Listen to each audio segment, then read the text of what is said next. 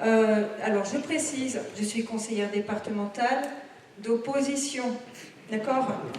Dans le groupe La Vienne en transition, je suis membre de la commission agriculture-ruralité.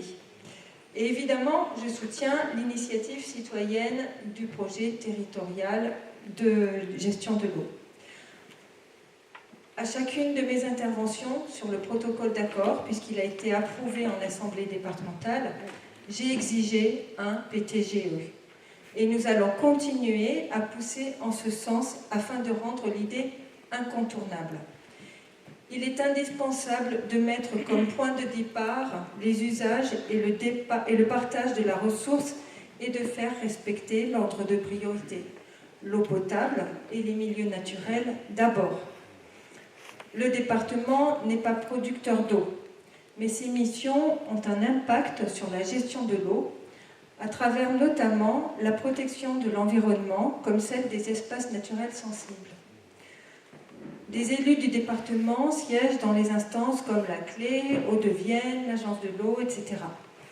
Leurs actions devraient être orientées par les documents qu'ils ont eux-mêmes votés. Le plan SEV, ça veut dire stratégie et engagement de la Vienne en faveur de l'environnement. Et le schéma départemental de l'eau, SDE. Pour ce qui concerne l'avis du département sur le protocole d'accord, le débat a été indigent. Il n'y en a pratiquement pas eu. Dans le plan SEV, donc je vous ai dit stratégie engagement de la Vienne en faveur de l'environnement, il y a 4 actions qui touchent directement à la gestion de l'eau. Mettre en œuvre le schéma départemental de l'eau, préserver les espaces naturels sensibles, développer une alimentation de qualité et de proximité et soutenir une agriculture de qualité. Pour l'instant, en réalité, il ne me semble pas que le département mette des moyens suffisants et travaille à atteindre les objectifs qu'il s'est fixés dans ses documents, objectifs que l'on peut pourtant déjà juger timides. Par exemple, actuellement, on recense 120 espaces naturels sensibles dans la Vienne. Le département n'en gère que 5. Sur la période 2020-2026, son objectif est d'atteindre seulement 17 espaces naturels sensibles qu'il va gérer. Et il va y consacrer moins de 2 millions d'euros pour les achats, etc. Et la réhabilitation des milieux. Au moment de la rédaction du schéma départemental de l'eau, le département ne savait même pas si l'agence de l'eau participerait à financer ces actions. Pour ce qui concerne l'objectif de développer une alimentation de qualité et de proximité, il est écrit dans le plan SEV concernant l'alimentation. La majeure partie de l'impact environnemental se situe à l'étage de production agricole et dépend en grande partie des modes de production. Tout est dit dans cette phrase. Et la visée qui devrait guider le département est bien la transformation du modèle agricole. Or, ce qui est proposé comme action n'y répond pas. On trouve par exemple la lutte contre le gaspillage alimentaire. C'est bien, mais on passe à côté de l'objectif. Le département, en ne ciblant pas les moyens adaptés et pertinents, abandonne de fait cet objectif. Le département se vante fréquemment de s'inscrire dans des projets à la pointe de l'innovation.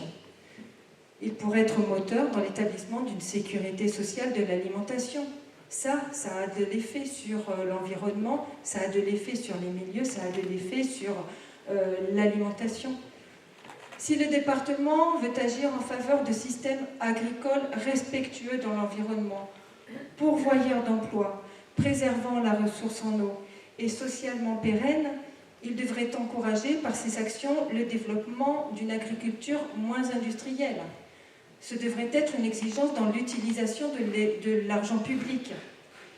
Il pourrait aussi travailler à leur offrir des débouchés en structurant des filières de transformation pour la restauration collective notamment, Or, le département ne se fixe comme objectif que 20% de bio et local dans les collèges en 2025. Et bio et local, c'est pas... en fait, c'est quelquefois, c'est bio ou local. Hein. Donc, c'est bien en deçà même des exigences de la loi. Et on peut malheureusement craindre que cet objectif ne sera pas atteint. Enfin, pour l'objectif, soutenir une agriculture de qualité, le département devrait demander dans un PTGE qu'il soit prévu de l'eau pour les nouveaux installés, de l'eau et des moyens pour développer le maraîchage, l'élevage en plein air et les pratiques agroécologiques. Moi, il ne le fait pas. Finalement, on le voit bien.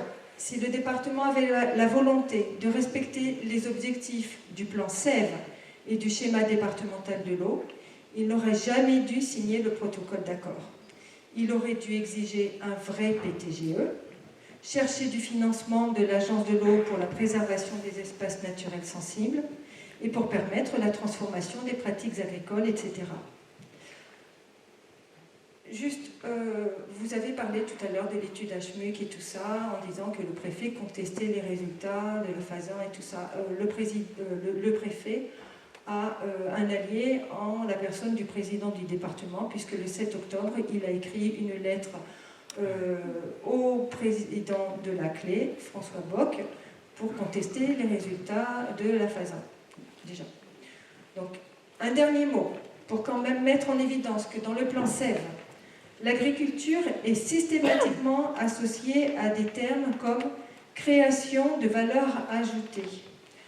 Le département de la Vienne affiche clairement sa vision, qui est de considérer l'agriculture avant tout sous l'angle économique. Et il pointe en fait ce qui guide les entreprises agricoles comme les autres entreprises, le taux de profit. Or, d'autres priorités doivent s'imposer, l'environnement, le social, la santé. Les collectivités devraient agir dans le sens du commun et non encourager les travers de la gestion capitaliste. En conclusion, je réitère mon soutien à l'initiative citoyenne de PTGE, qui peut servir à ce que j'évoquais juste avant, et je formule le vœu qu'il réussisse à s'imposer et que les institutions et les citoyens s'en emparent. Merci beaucoup.